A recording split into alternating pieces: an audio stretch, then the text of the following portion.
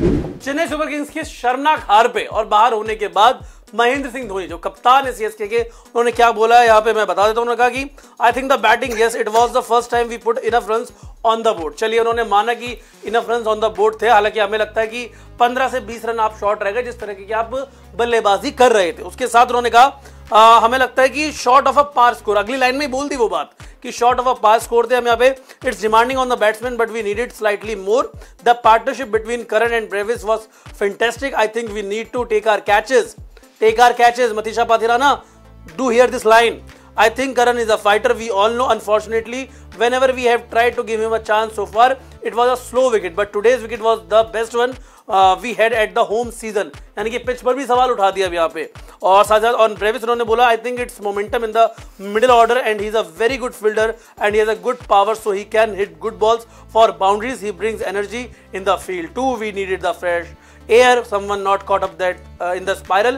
He can be an asset going forward. ये बात बोली है। ना बाहर होने पे कोई सवाल पूछा गया, ना उन्होंने कुछ कहा। कौन हार के लिए जिम्मेदार? धोनी वैसे भी बताते नहीं, वो अपने ऊपर सारी चीजें ले लेते हैं। लेकिन ये जो मैच खत्म होने के बाद ओनर और धोनी के बीच में भी हंसी ठिठोली हो रही थी ना, फैंस इसको देख के खुश नहीं होंगे। उन्हें भरोसा था इस टीम पे कि कुछ तो कमबैक होगा, लेकिन कमबैक यहाँ पर नहीं हो पाया। सीएसके के कप्तान के बयान को किस तरह से देख रहे हो? नहीं, ओवरऑल देखो उन्होंने अपने पॉजिटिव्स ही गिनवाए कि आज ये हुआ, सैम करन पॉजिटिव है, डेवॉल्ट ब्रेविस पॉजिटिव है, लेकिन आप इन पॉजिटिव्स का आप कुछ कर नहीं सकते हो, तो इस बयान का आप कोई मायने नहीं रखता। अब आप गलतियां भी, अब आप अपनी जो नेगेटिव चीजें, जो कमजोरियां हैं वो भी बताते तो भी उस चीज का कोई पॉइंट नहीं था। यहाँ पे आप क्या बयान दे सकते हो? अब आप बाहर हो गए, अनफॉर्चुनेट है। पूरे सीजन जब जितने भी मैचेस में धोनी ने कप्तानी की है, हर बार उन्होंने आके बताई है कि ये गलती हुई, वो गलती हुई, ये जिम्मेदार, वो जिम्मेदार। लेकिन अब जब आपको पता है कि आप आगे के अगले सीजन के बारे में ही सोच रहे हो, तो अगले सीजन के बारे में भी आप तब तक नहीं सोच सकते जब तक आप अपने ऊपर सबसे पहले तो फैसला नहीं लेते हो।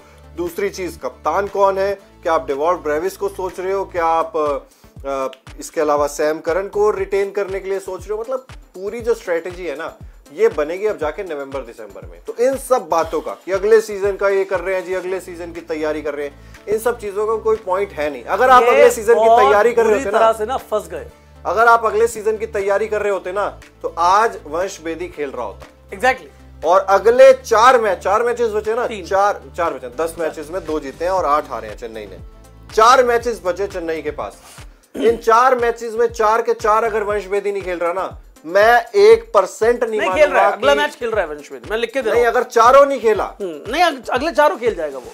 अगर आपके नए खिलाड़ी 4 मुकाबले अगले नहीं खेले, तो मैं नहीं मान सकता कि चेन्नई सुपर किंग्स अगले सीजन के बारे में भी सोच रही है।